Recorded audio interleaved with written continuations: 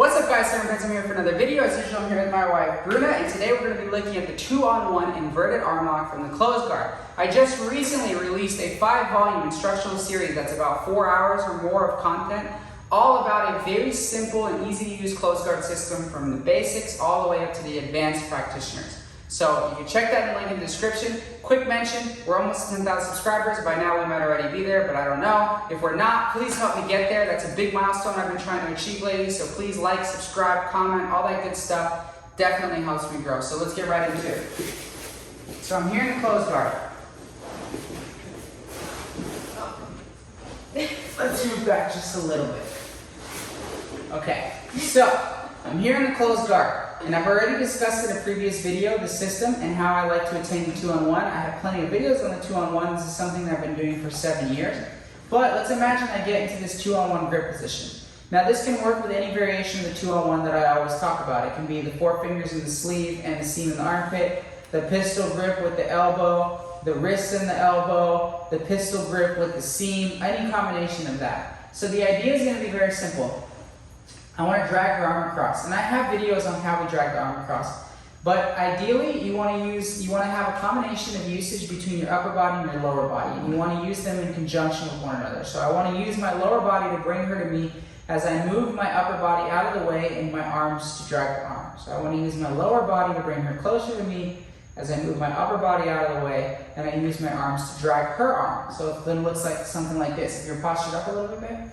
If I'm here,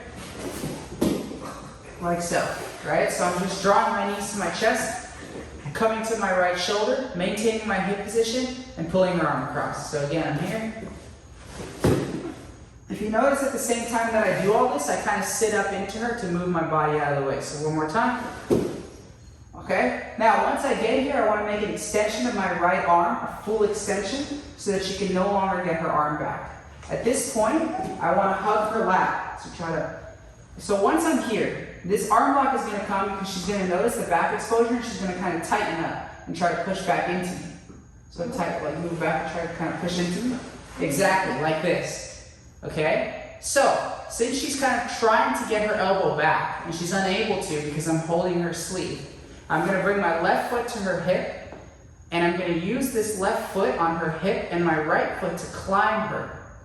Okay? Yes, there's back exposure. Yes, there's flower sweeps. Yes, you can continue to try to take it back. This is just to show you guys something a little different that I've been messing with a lot, specifically on my grappling smarty. So, I'm here, I'm nice and tight, and I'm going to lift. So you notice how I lift my hip with use of my shoulder and my left foot on her hip. Okay? Now, I'm going to draw my right leg out just a little and hook. I'm going to hook her hip with my right leg. I'll show you a different angle in a second. Now, I'm going to bring my left leg across and up, and I'm going to bring my knee in front of her face. As I do this, my left arm is going to come and hug her elbow. Okay, now I'm going to start to come belly down, and I'm going to make the transition to here. Okay, it's a little difficult to do slow. At this point, I would fall to my hip. Now I can get the break here, control her belt, and I can start to extend, and I can get the tap. Most people are going to be trying to roll. You can stop the roll by controlling her pants or her belt. If she tries to roll, I can stop it. But I personally like to let them roll. As they roll, so start to roll, I throw my leg over. Let's look at a different angle.